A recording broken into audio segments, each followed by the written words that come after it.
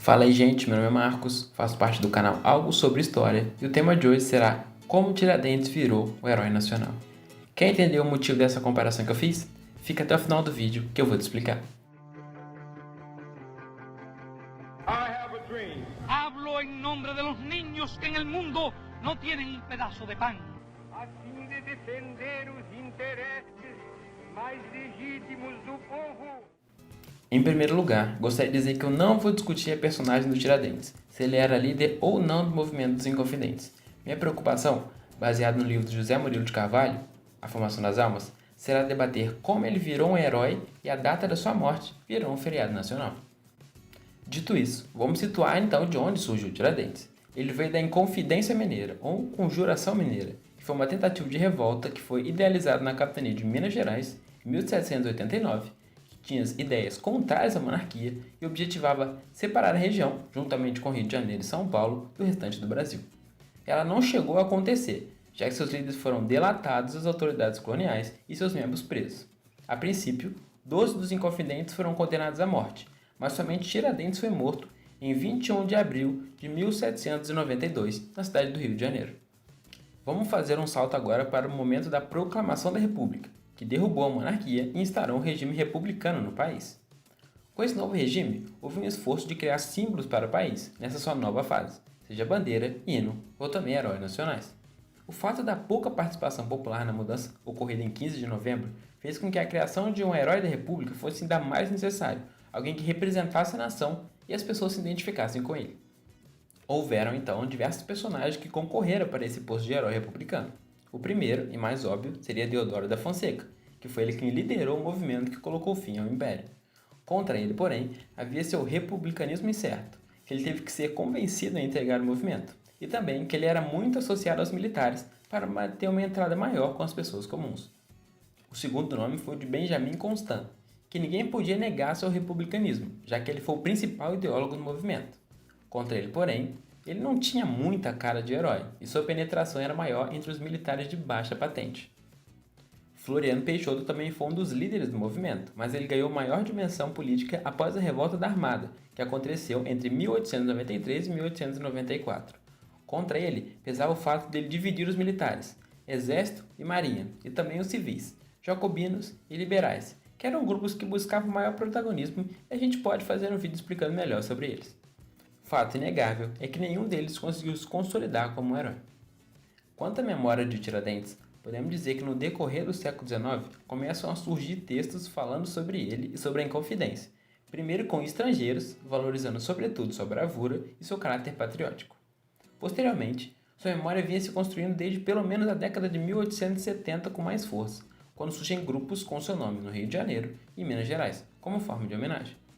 Aliás, foi um clube com seu nome que fez a primeira celebração a Tiradentes, no Rio de Janeiro, ainda em 1881, mas com números obviamente bem reduzidos de participantes.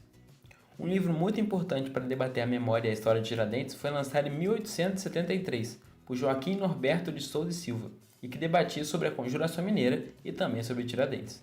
Para Norberto, Tiradentes não tinha esse caráter patriótico que vinha sendo defendido, e sim um caráter religioso.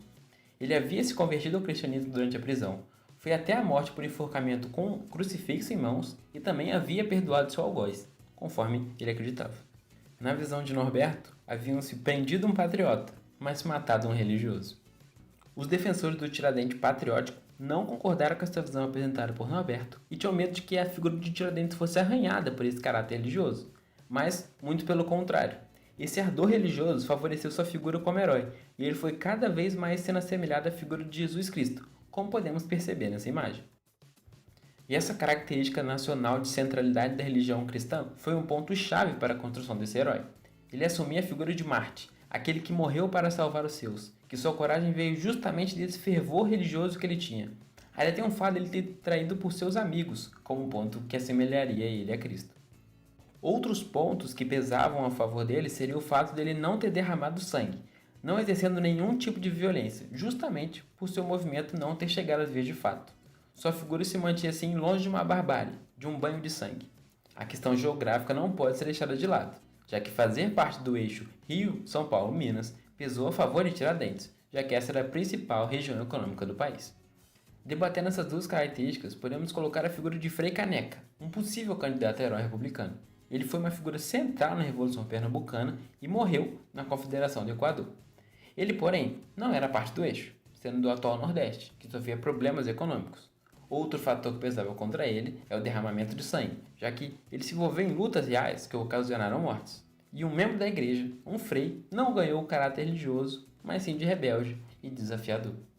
Então eu gostaria de ler um trechinho do livro de José Murilo de Carvalho que sintetiza o que a gente viu nesse vídeo de hoje. Na figura de Tiradentes, todos podiam identificar-se. Ele operava a unidade mística dos cidadãos, o sentimento de participação, de uma união em torno de um ideal, fosse ele a liberdade, a independência ou a república. Era o totem cívico. Não antagonizava ninguém, não dividia as pessoas e as classes sociais, não dividia o país, não separava o presente do passado nem do futuro. Pelo contrário, ligava a república à independência e a projetava para o ideal de crescente liberdade futura, a liberdade ainda que tardia. Vocês lembram daquela provocação que eu fiz lá no começo? Então, agora, depois dessa passagem do José Murilo, fica bem mais fácil voltar a ela. Na pintura de Pedro Américo, ele ganha dois contornos. Além de religioso, com a imagem de Jesus Cristo, e também com uma tentativa de aproximar o esquartejamento à crucificação de Jesus, Tiradentes também ganha um ar cívico, com as partes do seu corpo desenhando os contornos do mapa do Brasil. Assim, unindo o religioso ao cívico, Tiradentes se consolidou como um herói. Não um herói republicano, mas um herói brasileiro. A dica do historinho de hoje não poderia ser diferente. É o livro A Formação das Almas, de José Murilo de Carvalho, que serviu como base para a construção desse vídeo. Por hoje é isso. Se você gostou, se inscreve, curte, comenta aqui embaixo os temas que vocês gostariam de ver aqui no canal e até a próxima.